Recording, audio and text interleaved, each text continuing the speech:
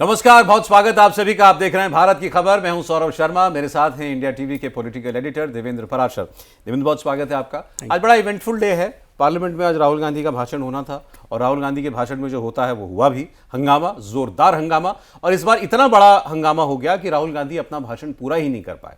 वो बात मैं आपको बताऊंगा, लेकिन उससे पहले आज जो हम देवेंद्र से ज़्यादा समझने वाले हैं वो ये, बहुत सारे लोगों ने ये मैसेजेस में भी हमसे पूछा कि जो सीजेपी दोबारा प्रदर्शन की बात कह रही है कि एफआईआर वगैरह अगर छात्रों पर से नहीं हटाई गई, अगर पुलिस का एक्शन होता है, जांच चलती रहती है, तो फिर हम दोबारा प्रदर्शन करेंगे। अच्छा, ये उनके जितने भी उनके लीडर हैं, अभिजीत दीप के, सौरभ दास, जो तीसरा आशुतोष रांका हैं, जो मेजरली यही तीन लोग नजर आते हैं, तीनों ने ये बात कही है अपने बयानों में भी, अपने सोशल मीडिया पोस्ट में भी, और वो चेतावनी दे रहे हैं सीधे सीधे सरकार को कि अगर आपने सारी एफआईआर्स विड्रॉ नहीं की, हर छात्र को रिहा नहीं किया जो भी डिटेंशन में है या गिरफ्तार है, तो हम दोबारा जंतर मंतर पर धरना देंगे और इस बार वो पिछली बार से कई गुना बड़ा धरना प्रदर्शन होगा।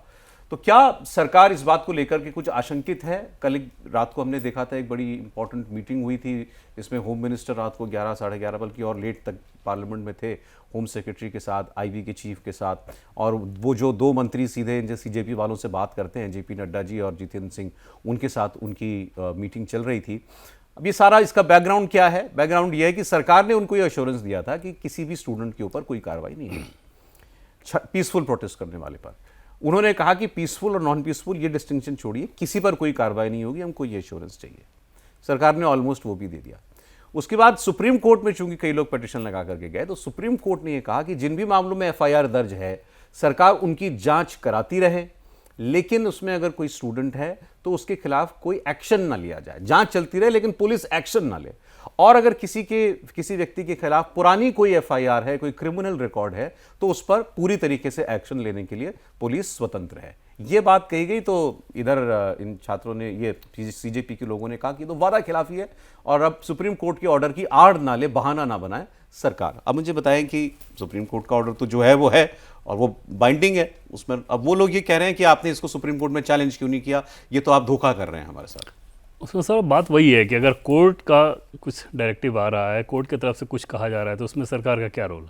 सरकार की तरफ से तो सिर्फ ये था ना कि यहाँ जो बातचीत हुई है, जो शांतिपूर्वक तरीके से जो छात्र धरना प्रदर्शन कर रहे थे, उनके ऊपर अगर एफआईआर हुआ है तो उसको वापस लिया जाए या उनको आगे केस में कोई हरास ना किया जाए। लेकिन इसका जो दूसरा पक्ष है, और उसके बारे में ही सुप्रीम कोर्ट ने यही कहा कि शांतिपूर्वक तरीके से जो छात्र प्रदर्शन वगैरह कर रहे हैं, चलिए वो अलग बात है, लेकिन जो असामाजिक तत्व हैं, जो क्रिमिनल बैकग्राउंड के लोग हैं, जिनके ऊपर पहले से एफआईआर है, वो अगर वहाँ पर हैं, वो किसी चीज़ में इन्वॉल्व हैं, उन्होंने किसी पुलिस वाले पर अटैक किया है, तो वो कार्रवाई तो अलग होनी चाहिए। सीजेपी के इस बयान को आप देखें कि बार बार आप संविधान की बात कीजिए और लोकतंत्र की बात कीजिए, कानून व्यवस्था की बात कीजिए, और ये कहना कि अगर किसी के ऊपर पहले से एफआईआर हो मतलब क्या है? वो क्रिमिनल बैकग्राउंड का व्यक्ति है, स्टूडेंट्स तो नहीं है, फिर वो वहाँ पे कर क्या रहा था? वहाँ पे जाने के बाद अगर उसने कुछ अटैक किया है पुलिस वाले पे, कोई और चीज़ किया है उस पर, तो उसके ऊपर केस क्यों नहीं होना चाहिए? वो तर्क सरकार के लोग आज भी इस बात को कह रहे थे कि अब तो मामला कोर्ट का है, ऐसा नहीं है कि हमारा डिसीजन है। कोर्ट अगर कुछ कह रही है और बाकी देश का लोग ये समझे कि ये अब किस तरह की बात हो रही है, कि तो सीधे कह रहे हैं सुप्रीम कोर्ट की ऑर्डर को नहीं मानते। हाँ, कि हमें सरकार ने एश्योरेंस दिया है। पहले आप सरकार को नहीं मानते थे, अब आप कोर्ट को भी नहीं मान रहे। तो ये कहना तो निश्चित तौर पे वो एक बड़ा डिफ़िकल्ट चीज़ ये रहेगा कि कैसे लोग इस चीज़ को डाइजेस्ट करेंगे कि आप जो चाहो जो कहो वही सही और वही होना चाहिए। तो वहाँ पर मुझे नहीं लगता कि अब सरकार, आज भी जो हम लोगों ने बहुत ज़्यादा बातचीत की, इसमें सरकार बहुत कुछ देख रही है। वो सीधे सीधे ये कि भाई सुप्रीम कोर्ट अपना कर रहा है। सरकार को जो करना था सरकार ने वो किया। बिहार की सरकार को बताया गया, असम की सरकार को बताया गया, वो स्टेटमेंट वहाँ से नोटिफिकेशंस निकाले हैं, सब कुछ वहाँ निकाले है। तो सरकार को जो करना था सरकार ने किया है। नहीं तो ये सरकार को ये डर नहीं है कि दोबारा ये कुछ वैसा ही जैसे 20 तारीख को हुआ वैसा कुछ दोबारा ना हो जाए? डर के हिसाब से क्या है सौरभ, अगर सुप्रीम कोर्ट के खिलाफ जाकर कोई प्रोटेस्ट करना चाहे और इस तरह की चीज़ आप मतलब एक तरह से, फिर तो यही बात हो जाएगी ना कि आप देश को एकदम रैंसम पर लेना चाह रहे हैं। और जो बयान उस प्रोटेस्ट के दरमियान आ रहे थे कि नेपाल बना देंगे, बांग्लादेश बना देंगे, फिर तो वो दिखेगा कि वही करते कोशिश कर रहे हैं आप। तो फिर सरकार उन परिस्थितियों में जो कुछ करना होगा वो करेगी। ये जो एग्ज़ाम वाला इशू था सर, ये डिफरेंट चीज़ था। ये सीधे सीधे स्टूडेंट्स के इंटरेस्ट की बात थी और वो सेंटिमेंट कैरी हुआ। पूरे जो छात्र प्रोटेस्ट में हिस्सा नहीं ले रहे हैं उनके पास भी ये कैरी हुआ कि हाँ यार ये लीक नहीं होना चाहिए, इस्तीफा की बात है तो चलो हो। लेकिन सुप्रीम कोर्ट के आदेश की अवहेलना की जाए, ये इमोशन, ये सेंटीमेंट कहाँ कैरी होगा? मतलब तो कौन ये समझ करो करेगा? सरकार ये मानती है कि अब दोबारा वैसा कोई उतना बड़ा प्रदर्शन, उतना बड़ा जमावड़ा मुमकिन नहीं है इन लोगों के लिए भी दोबारा और इस तरह की करना। चीज़ को लेकर तो बिल्कुल नहीं कि आप कहिए कि कोर्ट के हम खिलाफ जाएंगे, जो आपराधिक तत्व हैं वहाँ पे क्रिमिनल बैकग्राउंड के लोग सारे डाटा आ रहे हैं पुलिस के द्वारा कि कौन कौन से लोग हैं, क्या है। अगर उनके खिलाफ कार्रवाई हो रही है तो फिर आप कैसे उसको डिफेंड करने की कोशिश कीजिएगा। एक ये भी कहा जा रहा था कि बेस्ट ऑप्शन तो यही था, जो सरकार के द्वारा कहा भी गया था, कि अगर आप स्टूडेंट हैं, आपके ऊपर एफआईआर है, आइए अपना एडमिट कार्ड, जो भी आई कार्ड जो भी आपके पास है दिखाइए और वापस हो जाए। उससे पता चल जाएगा ना कि कौन स्टूडेंट है, कौन क्रिमिनल बैकग्राउंड वो का तो व्यक्ति है। ब्लैंकेट इम्यूनिटी मांग रहे हैं। हाँ, वही कह रहे हैं कि वो सीधे सीधे ब्लैंकेट इम्यूनिटी, तो चलिए सरकार को जो कहना था सरकार ने कर दिया, लेकिन अब तो मामला कोर्ट में है, तो इस कोर्ट वर्सेस सीजेपी। अरे बहुत से लोगों ने ये भी लिखा कि अब सरकार अब ब्लैकमेल में नहीं आने वाली है, और अगर अब की बार कुछ किया गया तो फिर इनके ऊपर भी सख्ती होगी। इसमें दो चीज़ें हैं सौरभ, जैसे स्टूडेंट के ऊपर सख्ती हो, ये तो बिल्कुल नहीं, वो तो सरकार एकदम से, और कोई भी सरकार ये ऐसा करना नहीं चाहेगी, ये सरकार भी तो बिल्कुल भी नहीं उसमें। लेकिन एंटी सोशल एलिमेंट के खिलाफ जो आपराधिक प्रवृत्ति के व्यक्ति हैं, जिन्होंने अपराध किया, और कोर्ट अगर कह रहा है कि उस मामले की जांच हो, तो वो फिर सरकार कैसे मना करेगी? मतलब उनकी कोशिश ये है कि सरकार पर ये दबाव बना जाए। हालांकि उनकी जो डेडलाइन थी कि सरकार ये सारे केसेस वापस ले और सबको छोड़े, ये तो डेडलाइन कल बीत चुकी, तो उसके बाद से उन्होंने आज तो कोई इन्होंने ऐसा एक्शन लिया नहीं। उनकी तरफ से बयान जो हैं वो ज़्यादा आ रहे हैं, और कुछ बयानों से ये भी साफ दिखने लगा है कि ये इतना इनोसेंट केवल छात्र प्रोटेस्ट नहीं था। अब आप वो आशुतोष रांका का एक बयान देखिए आप, जो उन्होंने राजस्थान में दिया, किसानों के एक बीच में उन्होंने दिया, और उन्होंने कहा कि युवा, छात्र और किसान मिलकर चारों तरफ से सरकार को घेरेंगे।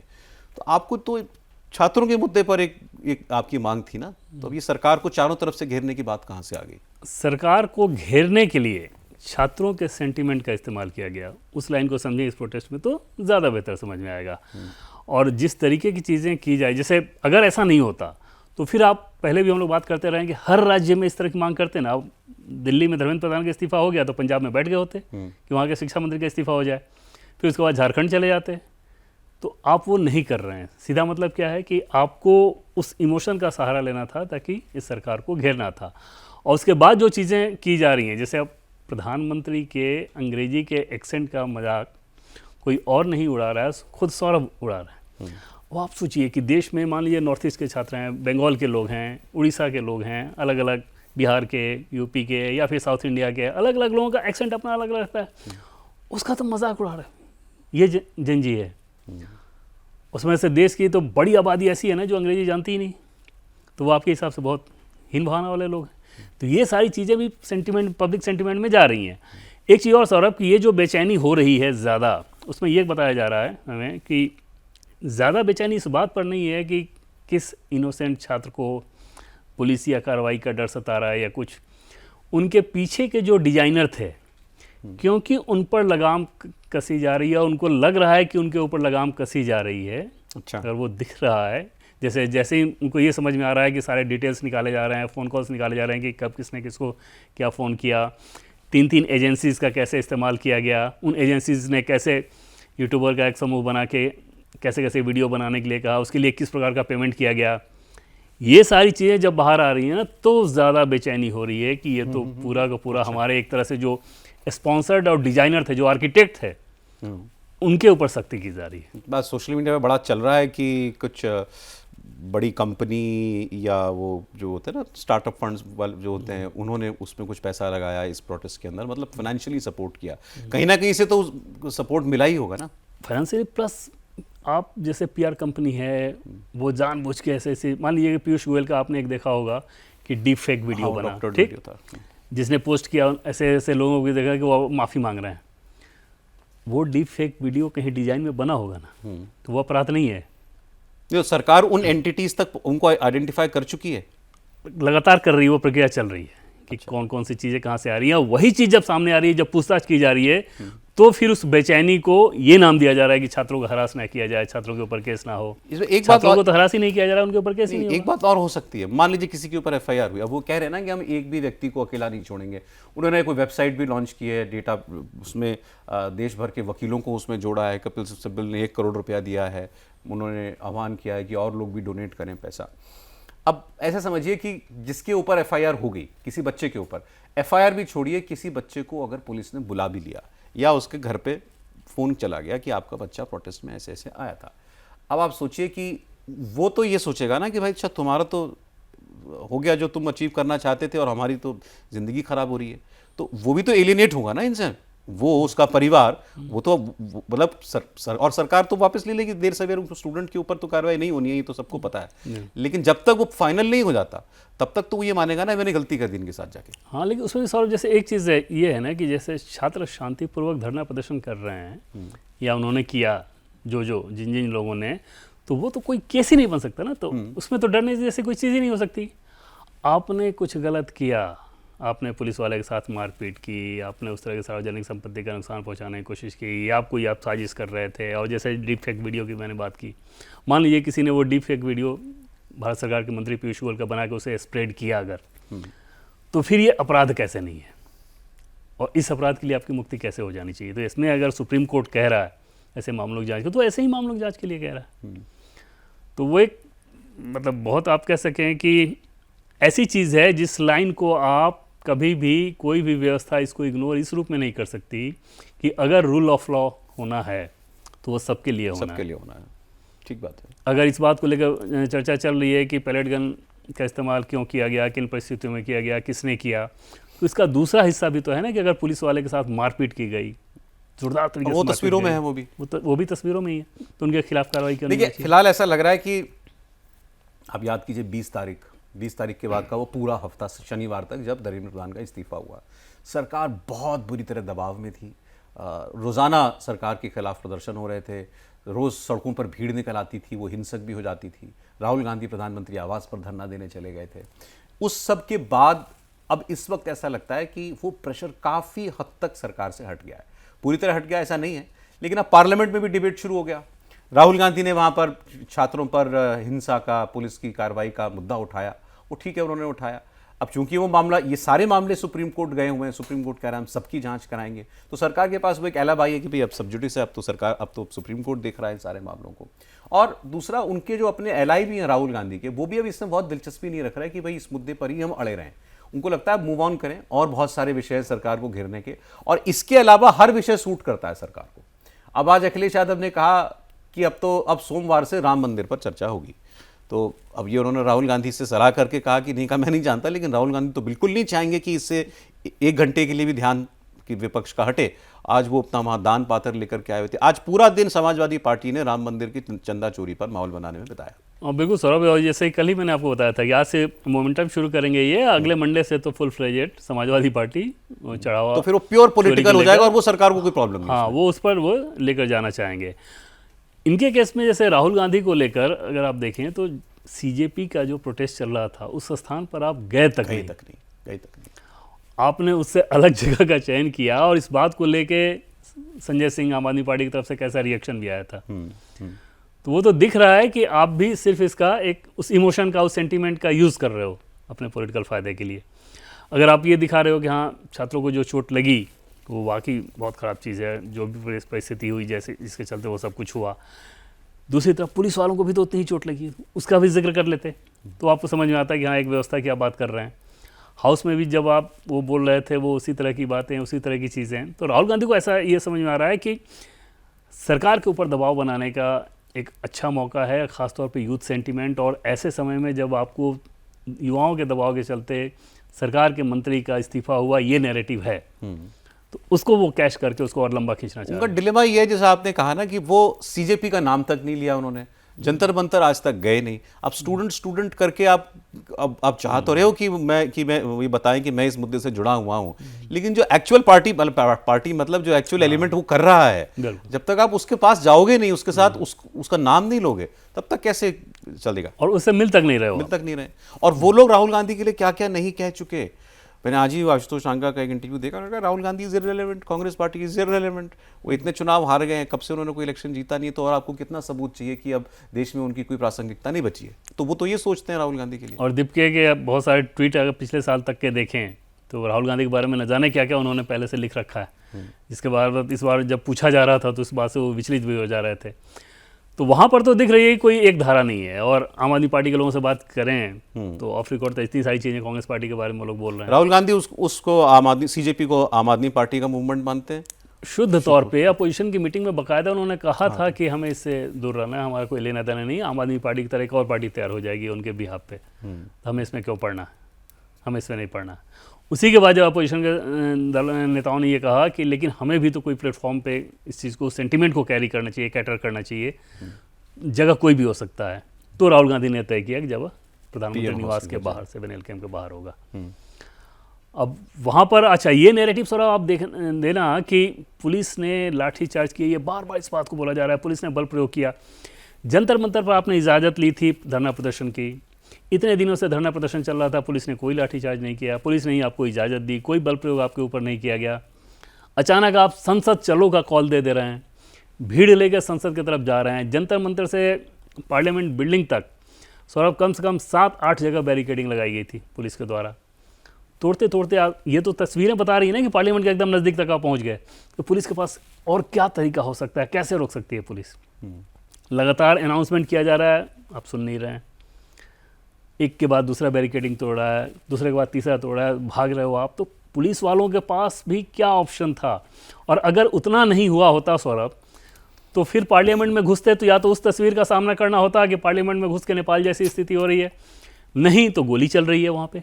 दोनों ही नहीं हुआ, दोनों ही नहीं हो पाए। दोनों से बचना था। हाँ, वहाँ सरकार ने कहा भी कि बड़े क्लियर इंस्ट्रक्शंस थे कि कोई कैजुअलिटी नहीं होनी चाहिए किसी भी सूरत नहीं होनी चाहिए। और मिनिस्टर के लेवल पर, सरकार के लेवल पर यही होता है। बाकी स्पॉट पे क्या होना है, कैसी चीज़ें हैंडल करनी है, वहाँ जो मजिस्ट्रेट होते हैं वो पुलिस फोर्स के साथ करते हैं। जैसे मान लीजिए आपको ज़्यादा बड़ा प्रदर्शन करना था तो जंतर मंतर के बताया रामलीला मैदान चले जाते, दिखाते 1 लाख की भीड़, उससे सरकार को जितना कोसना है वहाँ पे कोसिए। पार्लियामेंट जाने का मतलब क्या था कि आपको सीधे फाइटिंग इनवाइट करना था कि हम पार्लियामेंट जा रहे हैं। ऐसा तो नहीं है ना कि आप पार्लियामेंट जा रहे हैं, पार्लियामेंट खोल दिया जाएगा आने के लिए। बिल्कुल ठीक है। जो लोग सौरभ, जैसे हम लोग पार्लियामेंट कवर करने के लिए जाते हैं, परमानेंट पास है, तब भी इतनी जगह एक एक ऐसी चेकिंग होती है कि पूछिए हम। भाई पार्लियामेंट पे टेररिस्ट अटैक हो चुका है एक बार, कैसे भूल सकते हैं आप उस बात को? और बिल्कुल, और इसमें और वैसे भी आप ये कह रहे हो कि चलिए हमारे तो छात्र थे, लेकिन जो एंटी सोशल एलिमेंट आए थे वो हमें नहीं पता, उसकी जवाबदेही हमारी नहीं है। मतलब बाकी सारी चीज़ों में जवाबदेही टॉप पे सीधे पहुंचेगी, आपके केस में नहीं होगी। तो कौन सा एंटी सोशल एलिमेंट आके आपके सहारे घुस जाए पार्लियामेंट में? ऐसा है कि मैं आपको बताऊं देवेंद्र जी, इस वक्त जो है ये क्योंकि इसके साथ स्टूडेंट्स, और बात सही है कि स्टूडेंट्स अंत में उनको लगने लगा था भाई इस्तीफा तो होना चाहिए, वो तो है, इसमें तो कोई दो राय तो नहीं है। इसीलिए लोग उस पर थोड़ा बच के बोलते हैं थोड़ा सा कि भाई नहीं कहीं कि हमारी कहीं बात को ये ना समझ ले कि हम स्टूडेंट्स को अराजक कह रहे हैं। हाँ। लेकिन वैसे अगर आप सोच के देखिए, जो भी लोग हों, पुलिस संसद के इतना नज़दीक, जंतर मंतर और संसद की भी दूरी कोई बहुत ज़्यादा नहीं है। आप ऐसे सोचिए, कोई पुलिस एक शांति से कोई धरना प्रदर्शन चल रहा है 10, 20, 50 हज़ार का, कितने का भी, लेकिन अगर वो पूरी तरीके से शांत हैं, पुलिस को ये ऑर्डर्स होंगे कि पार्लियामेंट चल रही है और तुम जाकर के वहाँ इनके ऊपर टीयर गैस चलाओ, इनको लाठी मारो, अगर पीसफुल प्रोटेस्ट होगा तो कोई पुलिस ऐसा करेगी क्या? ये सरकार चलती हुई पार्लियामेंट से 1 किलोमीटर की दूर बैठी हुई भीड़ के ऊपर अननेसेसरीली फोर्स यूज करने का आदेश क्यों देगी? कोई पागल ही होगा अगर ऐसा आदेश। और अगर ऐसा होना होता, ये पागलपन तो काफी पहले हो गया होता। अगर फोर्स यूज हुई है तो उसकी नौबत आई है, नौबत लाई गई। आप ये बात कर सकते हो कि एक्सेसिव फोर्स यूज हुई क्या? पैलेट गन यूज हुई, बिल्कुल गलत हुई, सरासर गलत हुई। कोई मतलब नहीं है पैलेट गन का यहाँ पर इस तरीके से उसको यूज करने के लिए। क्या अगर कोई और नए किस्म के हथियार यूज हुए जो नहीं होने चाहिए थे, बहुत गलत हुए। अगर कोई ऐसी किसी व्यक्ति को ऐसी चोट आई है कि वो क्रिटिकल हो गया हो, बिल्कुल गलत है, नहीं होना चाहिए। इन विषयों पर बात हो सकती है। और इसमें भी सौरभ आप देखें, जैसे पैलेट गन को लेकर भी ऑफिशियल स्टेटमेंट का भी इंतज़ार है, लेकिन कितने नाम अभी तक रिपोर्ट में आपके पास सामने आ रहे हैं? 3 नाम जिनको चोटें लगी हैं। एक वो जो गुड़गांव के MBA करके जो जॉब कर रहे हैं वो, एक राहुल गांधी ने जिसको दिखाया, और एक जर्नलिस्ट को। अगर आप भी ये कह रहे हैं कि हाँ इतनी ज़्यादा भीड़ थी, मान लीजिए 8-10 हज़ार, 12 हज़ार, 15 हज़ार की भीड़ वहाँ पे आई, तो 15 हज़ार की भीड़ में अगर 3 लोगों को चोट लगी, वो 3 भी नहीं होना चाहिए था, लेकिन उन 3 को चोट लगी, इसका मतलब ही है ना कि पैलेट गन को एक नीति के तौर पे इस्तेमाल नहीं किया गया है किसी एक या दो इंडिविजुअल का वो काम रहा होगा सिक्योरिटी फोर्सेज। आमतौर पर वैसे जब कश्मीर में पैलेट गन कभी चलती थी तो दर्जनों लोग घायल होते हैं उससे। और ये यूपीए के समय से सौरभ शुरू हुआ था, 2010 से पैलेट गन का इस्तेमाल वहाँ पे शुरू हुआ और भीड़ के सामने बार बार चलता था। फिर 2016 में जब बुरहान वानी वाला मामला हुआ था 2016 के आसपास, उसके बाद से फिर कोर्ट का डायरेक्शन आया, उसमें तब ये कहा गया था कि ये आपका एकदम फाइनल गोली मारने से पहले लास्ट ऑप्शन ये होना चाहिए पैलेट गन। तो यहाँ पर सिर्फ 3 केस आपके सामने अभी तक आए। इसका मतलब क्या हुआ कि एक स्ट्रेटजी नहीं थी, एक नीति नहीं थी, किसी इंडिविजुअल फोर्स के किसी इंडिविजुअल ने इसको किया, उससे फिर पूछताछ होगी कि किन परिस्थितियों में तुमने किया, क्या क्या, वो सारी चीज़ें अभी आना बाकी है। लेकिन उसको तब भी अगर उसको गलत मान लें तो ये आप कैसे समझेंगे कि हाँ इस सबके साथ किया? अगर सबके साथ किया गया रहता तो फिर घायलों की संख्या तो फौज लगी होती ना। राहुल गांधी तो दिखाते कि 5000 स्टूडेंट के साथ ऐसा किया। लेकिन राहुल गांधी ने तो पार्लियामेंट में कह दिया कि शाह ने ऑर्डर किया था गोली फायरिंग का। उन्होंने कहा he ordered the students to be shot. हाँ, वो इमोशन और जोश में शायद बोल गए थे, क्योंकि उसके बाद जब उन्होंने प्रेस कॉन्फ्रेंस किया तो नहीं बोला उसको देखिए कि उसको उन्होंने अलग बांट लिया था। वहाँ पर हाउस में बोल गए, जो कि बाद में उनको कहा भी जा रहा था। आज के स्पीच को लेकर सौरभ, पार्लियामेंट के बहुत सारे सांसदों का, अपोजिशन वालों का भी एकदम ये था कि राहुल गांधी डिरेल होकर बोले थे, ऑफ ट्रैक हो गए थे। हाँ, ऐसे समझिए कि मान लीजिए ये कहना कि सरकार का जो शिक्षा मंत्रालय है आरएसएस चला रहा है। अरे देश के जो प्रधानमंत्री हैं वो खुद गर्व से कहते हैं कि संघ के स्वयंसेवक हूँ। देश के गृह मंत्री कहते हैं, देश के सड़क परिवहन मंत्री कहते हैं, देश के रक्षा मंत्री कहते हैं। तो फिर ये कोई ऐसी बात नहीं है ना कि आप कह के कोई आरोप चिपका रहा हो। वो लोग तो गर्व से कहते हैं इस बात को। तो फिर इस बात को कहने का क्या मतलब है? दूसरी चीज़ की वो इडियट टर्म की एक छात्र ने हमें ये कहा, उसमें सौरभ सत्ताधारी पक्ष के बहुत सारे सांसदों का ये कहना था कि अगर हम भी खड़े होके ये बताते कि आपको तो, क्योंकि आपकी पार्टी का जैसा जनाधार है उसमें एक आधी स्टूडेंट्स आपको मिला होगा, हमारे अब तो जनाधार बहुत बड़ा है, तो हमें पूरे देश के अलग अलग हिस्सों से हमारे स्टूडेंट्स हमें बताते हैं। और वो कैटेगरी अगर हम पार्लियामेंट में बताना शुरू कर दे तब वो कहानियां सुनाने लगे अगर नहीं। निशिकांत दुबे ने कहा ना कि ये अनपार्लियामेंट्री वर्ड है, और राहुल गांधी तो खुद को भी इडियट नहीं कह सकते अगर वो कहना चाहें तो। वो मजे ले रहा था, वो मजे ले रहे थे। बट राहुल गांधी ने एक स्टाइल बना लिया है। इसमें कहता हूँ अंग्रेजी में कहावत है ना, बीइंग क्लेवर बाय क्या, क्योंकि आप ज़रूरत से ज़्यादा समझदार जब बनने की कोशिश करते हैं, क्लेवर बनने की कोशिश करते हैं, तो कई बार वो भारी पड़ जाता है। अब आप हर बार किसी कहानी के बहाने कोई चुभने वाली बात कहें, और यहाँ इडियट शब्द का इस्तेमाल आप कर रहे थे, तो 2 बार 3 बार उन्होंने इस बात को कई बार कहा, उस पर भी एतराज़ भी हुआ। मगर राहुल गांधी को लगता है कि अब यही ठीक है, इसमें उनको मज़ा आता है बेसिकली। लेकिन पार्लियामेंट में मज़े लेने की जगह नहीं है ना, गंभीर बात करने की जगह है। और इसी बिल पर अगर बोलना था तो छात्रों के हित के बारे में तमाम चीज़ें, सरकारी खामियां निकालते हैं और एक ब्लूप्रिंट दिखाते तो इंप्रेशन ज़्यादा पड़ता बाहर। वहाँ हाउस में छोड़िए कि हाउस में क्या इंप्रेशन पड़ता, हाउस से बाहर जो आपकी ऑडियंस है। बहुत सारे लोग कहेंगे कि आपको निशिकांत दुबे का कल नेहरू के ऊपर बयान नहीं देखा। बिल्कुल दिखाई दिया, और बहुत कंडेमनेबल बयान है, वो नहीं बोलना चाहिए इस किस्म की बातें। बिल्कुल, इस लेवल पर अगर पार्लियामेंट आ रहा हो कि तू मैं अगर आप करना शुरू कर दें।